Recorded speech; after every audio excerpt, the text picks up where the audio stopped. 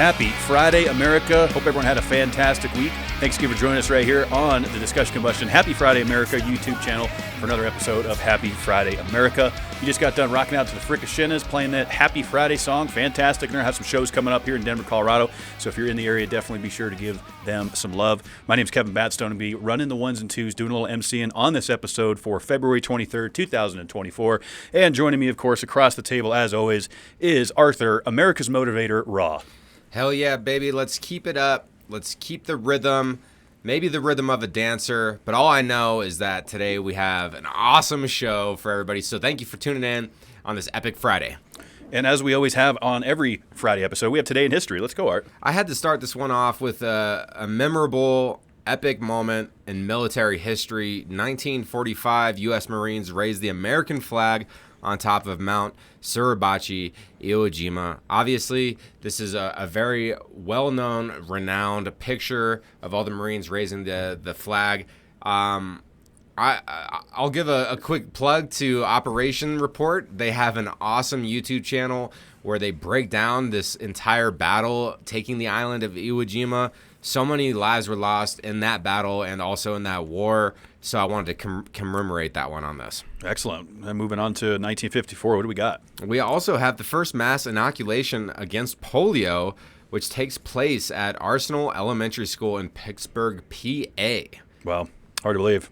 That was many moons ago. I think my dad was 1 and my mom was -1 that year. Interesting. Funny how that works. So 1964, of course, this is my area. The 6th running of the Daytona 500. Richard Petty dominated this race. I was just talking about it on Mash the Gas this week about being a driver that won the 500 and the championship multiple times. He led 184 of the 200 laps to get it done on the 6th annual. Has that been done since? Daytona 500. Not that many laps. Wow. We saw it's still 200 laps, though. It's 200 lap race, Okay. but 184 led. That's a lot. Joey Logano led 45 this week, which was a pretty big deal. So to put that in perspective, 184 to 45 is where we're at now. Really? And that was 1964. Yep. What was different back then that made that? There was a little bit more diversity in the cars. Now, the way that these NASCARs are now is everything is basically within a credit card's width in height, weight, you name it. Everything is a spec. Back then, they had a little bit more gray area. That makes sense.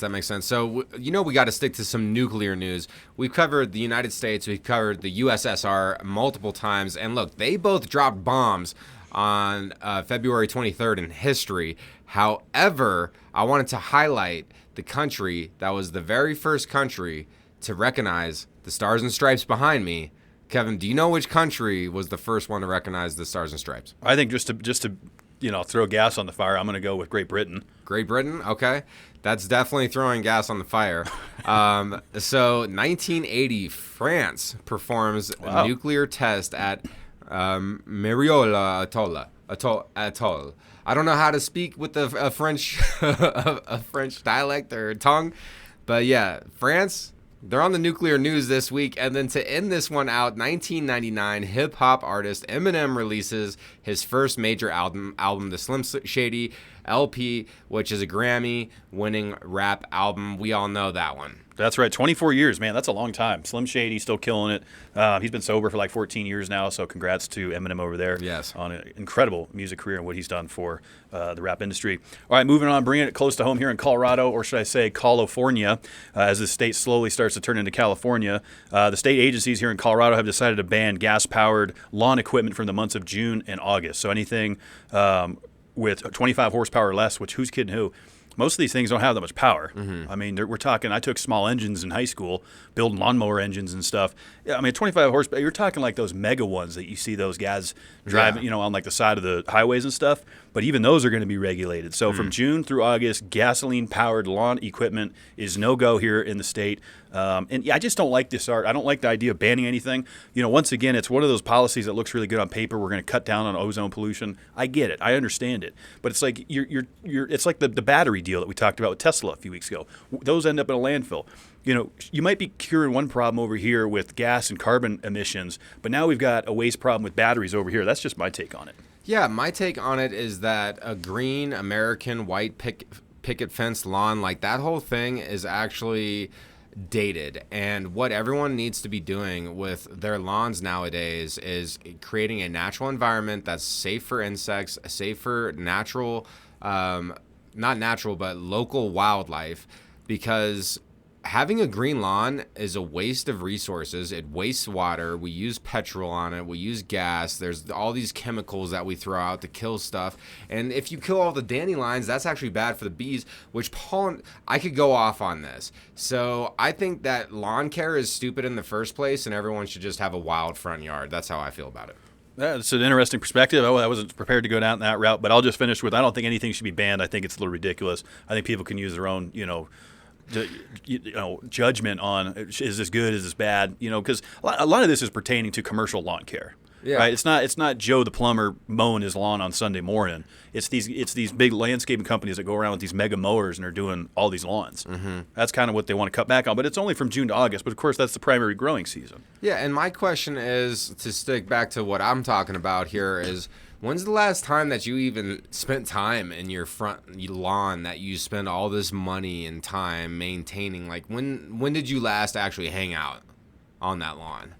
You know what I'm saying? I don't have a lawn, so I can't really answer that. Is it all about live in an apartment? Is it just all about aesthetics, or do we even care about the environment? So, like, if we want to care about the environment and get rid of the carbon emissions from the petrol and go electric, then maybe we should just go all the way and say fuck the lawn care to begin with and let the natural stuff grow and helps the natural insect populations. That's a whole nother subject, but it's a good article. Gets me thinking. That's interesting. We'll probably disagree on that, but we got to keep it moving. Over to Japan. What do you got?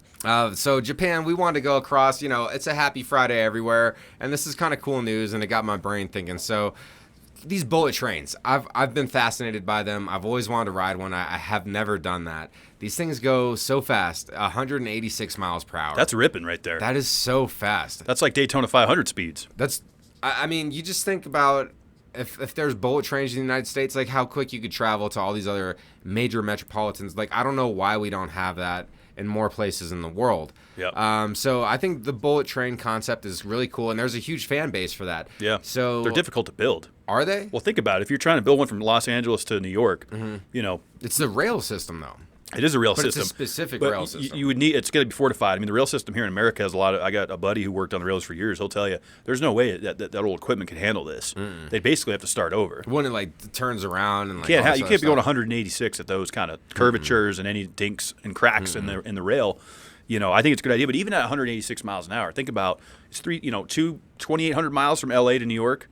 So you divide that by 186. I mean, you're still looking at, it's still a pretty good hike. Yeah. It's still going to take hours. I mean, that's 20 hours still. Yeah, you're still looking at that. But if you're just trying to go like LA to Phoenix, oh yeah, no, that's you could be there in 2 hours. Yeah, something like that. Los Angeles to Vegas, or even Denver to Austin, Texas. Or Denver to like Austin, Denver to Kansas City, St. Louis. That would be awesome. I'm about it. So either way, on these bullet trains, they're serving food. They got these little food carts, and they're going to discontinue these things, and they're selling like crazy. So they were just going to throw them away, and then train enthusiasts got involved, and they're like, no, you cannot throw these commemorative pieces away. We have to keep them, and we want to buy them. And so they were all the rave, the bee's knees, you could say. And so the enthusiasts were all limited to 2 per person. Uh-huh. There's like a total of, how many was it? 2,432 cards. Yep, there it is. There was a total of that many. That's a lot. Almost 2,000 bids total. So almost completely selling out when they put the first 50 available. And so that's kind of fun to think about. All the cantinas out there, all the restaurants in Japan, they're all looking for these bullet train carts to have in their restaurants. So that's kind of fun, but it got me thinking, what obscure item do you think you would not be able to resist buying? Or bidding on? Yeah. Because, I mean, not every bid is going to get selected, yeah, right? They're not going to get it guaranteed. But, yeah, if something popped up, what would be a weird item that you would have to buy? It would probably have to go into my nerdy NASCAR life, and it would be something that's being auctioned off, like Jeff Gordon's last race-used steering wheel or something like that. I could see me bidding on. Yeah. I do have some pretty cool stuff from back then, but it would be something like that. Yeah, I could see that. I was totally thinking, because in your apartment you have awesome race memorabilia, like from the tire to the piston, connecting rod, something. Yep. Yeah, the connecting rod. I got and the final the lug bolts and stuff. Final lug nut ever used. Lug nut ever used. So I think that's cool. I'm not too sure what obscure item I would want. I would just want to make sure it looks good on my wall. But moving on to Kevin's random records. All right, it's time for Kev's Random Records, the weekly segment. There was a couple this week, but actually I like this one because I got to thinking about just how difficult this is. So a Texas man, Ben Duong, he's a 24-year-old grad student at the University of Texas at San Antonio, broke the Guinness Book of World Record when he ran a half marathon, 1 hour, 21 minutes, and 39 seconds. Here's the kicker, though. That doesn't sound like very fast to you. He did it while dribbling a basketball. He dribbled a basketball for the entire duration of the half marathon, took 1 hour and 21, 39 seconds. Just think about standing still and dribbling a basketball for 1 hour and 20 minutes. So I think this is a pretty cool record. It's definitely a cool record. I think about the guy who had to monitor him and make sure that he's doing it. Yeah, because what is a travel when you take 2 steps without a dribble? So is it a proper dribble? I believe it is. So it has to be like basketball regulation. Yeah. So he couldn't No, go without. No, I think when you dribble, you can use 2 hands, so you can pass it back. So what if he accidentally? What is it when you traveling? Traveling, that's what I'm saying. So what if he did traveling? Does he have to stop the marathon and then pass it to somebody, and then they pass it back? They pass it back to him if he traveled. I didn't quite get into. You know what I'm saying? Maybe it's the guy that's monitoring this. He's like, oh no, that was total traveling. You got to pass it over here, and then I'll pass it back. We can continue the marathon. that would be kind of crazy. But what's even crazier is how much he broke the record by. The previous record was 2 hours and 3 minutes. He took 40 minutes off of the previous record. That's a lot. I mean, especially in like a race. Oh yeah, that's huge. You know, racing. Yeah, time is everything. Milliseconds. In racing, it comes down to milliseconds. And so to shave 40 minutes off this record, now I don't know how many people have attempted this thing and officially submitted to Guinness. Because here's the deal: if you and I did it without documenting it, and we're just like, oh, we got the record, did we? Until it's Guinness official. It's hard to say. So the fact remains, he got it official. 24-year-old grad student at University of Texas. Pretty cool. That is pretty cool. Hopefully you're doing something great with the publicity and to a greater cause. So next we're going to jump into our Would You Rather segment. And, of course, Kev got the recap from last week. All right, the last week's results are in. I was actually a little surprised by this, guys. I forgot what the Would You Rather was. So last week's Would You Rather was if you had to be in a reality TV type show, yes. Would you rather be on a show like Love is Blind or The Real World? And 78% of the vote came in. This is over on our Twitter X. That's at Happy Friday USA. The polls go up every Friday morning, or just drop a comment down below. 78% took Love is Blind, which surprised me. 22% went with me on The Real World. We kind of had some banter about that last week. Yeah. We'll keep it moving this week. We actually kept talking about it after the show, too. We did, actually. We were like still like, at the Grand Tour. Like, which one? We went to the Grand Tour watch party at my place after, and we epic. were still kind of bantering on it. That was epic. I'm sticking to my reasoning on The Real World. Look, you already said it on wax, so you can't change it now. Absolutely not. Thanks, everyone, for submitting your answers. So this week's Would You Rather, if you had to pick between 2 fictional universes, which one would it be? If you had to pick to live in a fictional universe, out of these 2, which one is it going to be? Star Wars universe or the Marvel universe? But here's the kicker. You're just a normal human. Yeah, you don't have any You're just a human. You don't have any special abilities, stuff like that.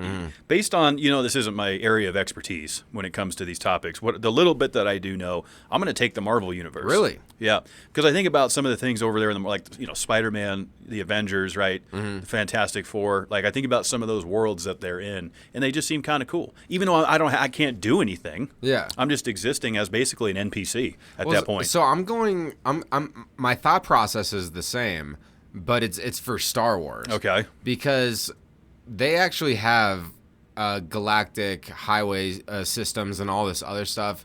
So the likelihood as a normal human to be able to travel to other planets is higher within the Star Wars. Yeah, I can see that. Within the Star Wars universe. Yeah. Hopefully you're born on a nice planet where you got a lot of cha-ching. Yeah. You still sticking with Marvel? Yep. Okay. I'm going Star Wars on that one. I'm going to be a regular-ass human in the Star Wars universe. Kevin's going Marvel. Going Marvel, baby. What do you choose? Go ahead, go to the Twitter, X, or leave a comment below here on YouTube. That's right, and that concludes the Would You Rather segment. Always fun. Send us some Would You Rather ideas, too, folks. If you have one that you want us to answer and throw out to the public, give us some ideas. We're always looking for some new stuff to get involved with. So, I like that. All right, keeping it moving over here. We talked about customs last week, Art, about the fish and the maggots. Yeah. That story went huge viral after last week's Happy Friday, by the way. Yeah. I mean, everybody was talking about it. So good job getting that first on wax before everybody else grabbed it. So this week we have Border Customs the dogs that sniff everything that come in. Okay. This is usually where they pick up like produce and probably would have found that fish if it eventually made it before it got maggots dripping out of the overhead luggage compartment. Somebody tried to bring back from Congo mummified monkeys. Okay. Kind of a weird concept when you really start to think. I don't know. What do you do with the mummified monkey? Is That it like was- an art piece? It's like an art piece. Well, yeah, it kind of goes back to your question of what could you resist not having? Apparently, for this person, it was mummified monkeys, and so the dog sniffed it out. The dog's like, "What the hell is this? Mummified monkeys?" And it goes back to what I was talking about last week. You can't bring shit like this. I don't know why people think they're going to get away with it. You can't bring stuff like this back through U.S. Customs. The dog sniffed it out. It's no good. But when I saw mummified monkeys, I was like, "This has to go in Happy Friday. We got to get some thoughts on this." Yeah, I mean, either you're playing that stupid or you are that stupid. I mean, there's ways to get this stuff through. Like you can get this stuff through. You just gotta check your luggage. You have to let them know what you're doing and get permission. Yeah. Like, I don't know, man. I don't know what people are doing with these mummified monkeys. It just makes me think of all the obscure things that are actually on planes right now. Like, wasn't there one time when someone was like wearing a weird type of necklace or something? Yeah. On a plane we covered. We had that back in Happy Friday, Denver, I believe. Do you remember what? I think it was bones. It was like these bone necklace. Yeah, it was like bones. Yeah, like that's what's interesting about the airport because it's this hub for human travel, and so you get all these different cultures, and it's weird for some people, but it's normal in their culture, and it's just the blending of humanity. So not everybody knows the courtesies, I guess. And I just think people need to be, especially if you're traveling abroad, you need to be aware of the do's, don'ts, cans, and cannots. I mean, it's very simple. They seized 9 pounds of it, which was marked for destruction immediately by the CDC, because that's the deal. They seize so much shit, and they have to just shred it, destroy it, get rid of it, and can't bring it into the country because we don't.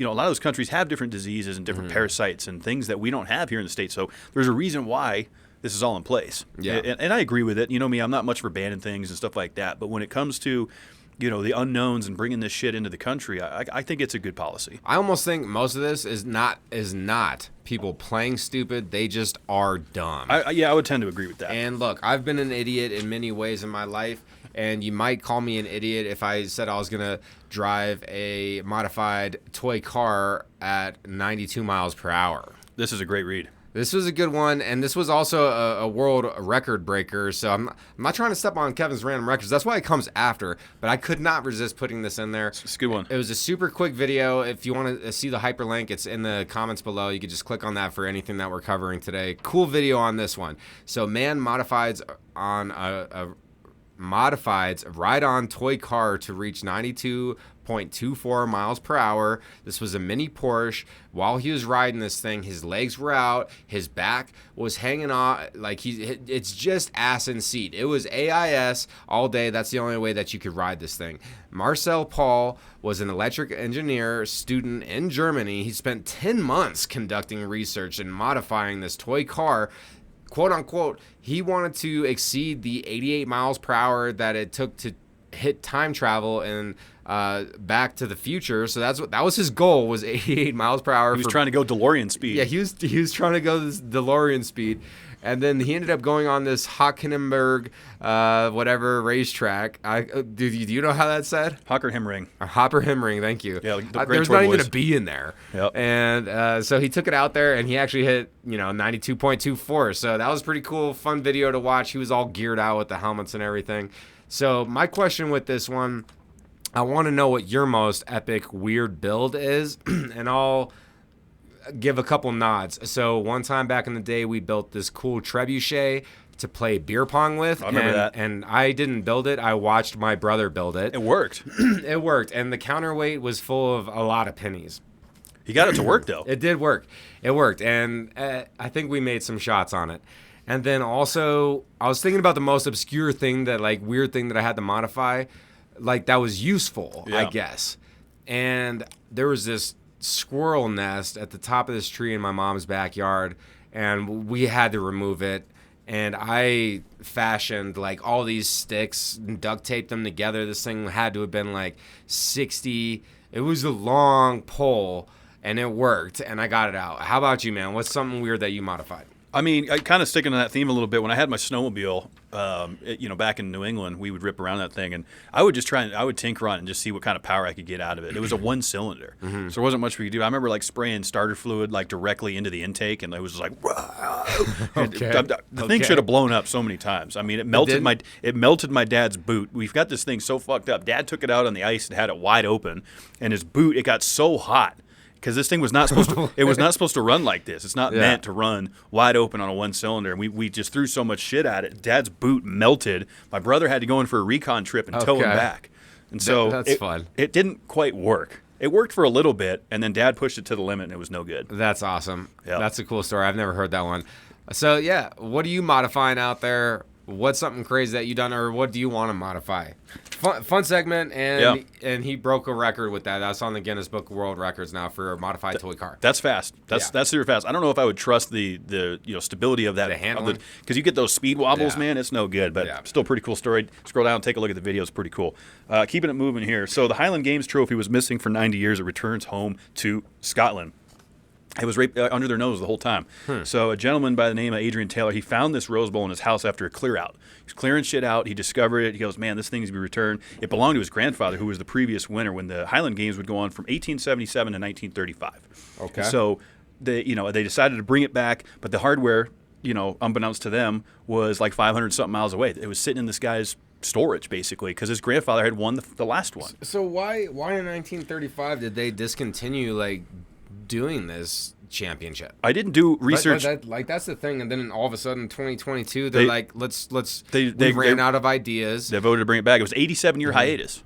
Interesting. So it was, it was a tradition that they said, okay, we're not doing this anymore, and then they said, all right, we're going to revive it, but where's where's the trophy? The idea was they were probably going to create a new trophy, but the fact remains they found the original trophy in this guy's house that belonged to his grandfather, who the gentleman said that Charles Taylor was the final winner of that Rose Bowl. He was a brilliant athlete as well as a fine musician. So kind of a cool story there. It returns home after 90 years to Scotland. That's exciting. That is exciting. I mean, just think about all the treasures that people have hidden away, in their houses and stuff, hopefully Charles cherished that treasure during his life. Probably didn't realize what he had. Well, maybe he did because he won it. He won it, and then they discontinued the sport, and maybe he had it up 7 years later. Yeah, maybe he just had it up, and then after he passed or something, then it got pushed to the back. It could be. It could be, but it's kind of cool to see stuff like that come full circle. We always find fun articles like that here on Happy Friday. Yeah, We've seen Friday, baby. Artwork get that people discover and then auctions for like $20,000. You just don't know what kind of shit you're sitting on. You might have some, one man's junk, another man's treasure. In this case, it certainly was. Or it might be mummified treasure. Could be mummified monkeys. You never know what the hell you're going to find. What we got going on this glorious weekend? Oh, man, it's going to be a beautiful weekend. The weather's warming up. I like that. It's getting a little bit warmer. Springtime's coming, guys. We got daylight savings time coming. There's going to be more daylight. We're coming into the best part of the year. So this week, there's some fun things going on. Here in Aspen, Colorado, we got the Palm Tree Music Fest. Love music festivals. Colorado's a great music state. We got the Blues and Brews coming up in Telluride. We got the Bluegrass Festival. Man, this is a great music state. That is going to be great. And for anyone who's curious, there are 0 palm trees in Aspen, Colorado. Can confirm. We got the Skyline Festival in Los Angeles. What is the Skyline Festival? They celebrating the cityscape? I mean, it's what is it? Yeah, it's another one of those festivals I always find. Food, fun, gatherings, music. Oh, okay. Just good times. I mean, like I said, the weather's getting good. Not that the weather's usually bad in Los Angeles, but even Phoenix and those guys go through January and February. It rains. It gets shitty. So look, the weather's getting better, guys. Well, I mean, they just went through that torrential shit too, last month. That's it affected the NASCAR race, if you can recall. So NASCAR won't be returning to Los Angeles. I can guarantee you that. Really? Yep. So Cabo Wabo, any of you Cabo Wabo drinkers out there, the founder, Sammy Hagar, what a great rock and roll legend. This guy's 75 years old, Chickenfoot, great musician, man. I would love to see Sammy Hagar. I've never seen him live. He's like one of those few musicians left on the list. Well, he's in Miami, Florida this weekend. So if you're looking for some jamming, definitely head on down to Miami and rock out with Mr. Hagar. And then what's happening in Dirty South in ATL? Oh, down there, hot Atlanta, baby. We are Speedway Racing. Anyone that caught the Daytona 500 on Monday, this is going to be very similar racing, but a shorter track. It's a mile and a half. We run a 2.5 2.5. This is 1.5 mile, but it's still going to be super speedway racing style. So 2-3 wide, 5 deep. Just mass chaos there in Atlanta this week. That's what's going on, man. Sounds like a lot of fun. I know you're going to be cooking up something magical in your wonderful kitchen. Thank you for tuning in here on the Happy Friday Discussion Combustion YouTube channel. Again, my name's Arthur. I'm sitting here with Kevin, my man. You can check us out on all the social medias. If you don't know these by yet, I'm going to give it to you. Happy Friday at Happy Friday USA on Insta and Facebook, and then X. Also Twitter, Happy Fry USA, and send us an email, happyfridayamerica@gmail.com. We gonna keep it rocking. So are the frickin' shinners. Let's go.